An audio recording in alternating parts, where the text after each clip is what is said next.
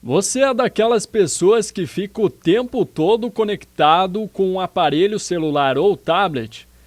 Com a pandemia essa atitude se tornou ainda mais frequente. Mas como todo excesso pode causar prejuízos, quando esse comportamento envolve crianças, a atenção dos pais deve ser redobrada.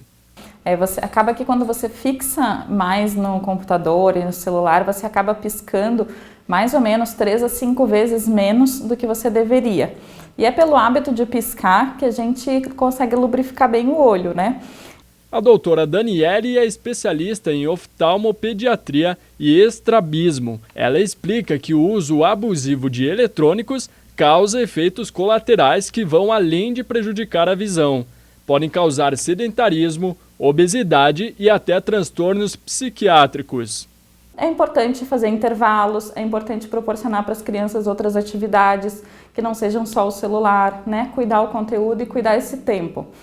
De acordo com a oftalmologista, entre as preocupações com a saúde dos olhos está a síndrome do olho seco e o aumento nos índices de miopia.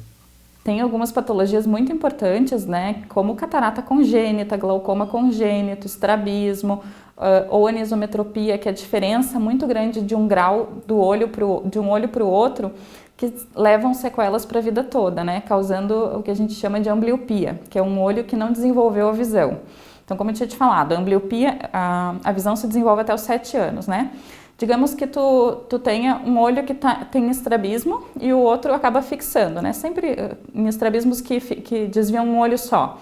O cérebro vai mandando informação só para aquele olho que está fixando, e aquele olho que está desviado, se você não faz um tratamento, às vezes com óculos, com tampão, e chega aqui com 8 anos, eu queria orientações, aquele olho provavelmente não vai enxergar nada e você não tem mais o que fazer. Porque passou todo esse período crítico que o cérebro manda informações para os olhos sem aquele olho receber estímulo. Então você acaba não conseguindo enxergar mais daquele olho. E é uma coisa que se chega depois dos 7, 8 anos a gente não consegue mais ajudar. Então você acaba piscando muito menos e causando essa síndrome mais do olho seco, que pode acontecer em algumas crianças, né? O normal é você piscar mais ou menos 20 vezes por minuto, né?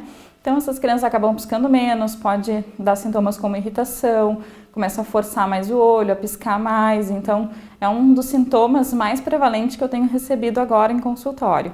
No caso da miopia, há algumas teorias, e uma delas é que quando uma criança faz muita força para enxergar perto por um tempo muito prolongado, consegue focar na imagem central, mas a parte periférica fica desfocada. Isso faz com que seja um estímulo para aumentar o tamanho do teu olho, tá? Então, causaria um aumento axial no tamanho dos olhos nessas crianças, contribuindo. Claro que nunca é uma coisa isolada, né? São sempre em crianças que já são predispostas, às vezes tem história na família, às vezes ia desenvolver miopia igual, mas tem desenvolvido mais. Então, realmente, esse fato que chama atenção, pelo fato de que muito mais gente está tendo miopia do que antigamente, né? Outro fato é essa menos exposição ao sol. Uma das principais orientações da médica é fazer a primeira consulta dos 6 meses a 1 ano de idade, pois é através da avaliação que será possível identificar uma miopia, por exemplo.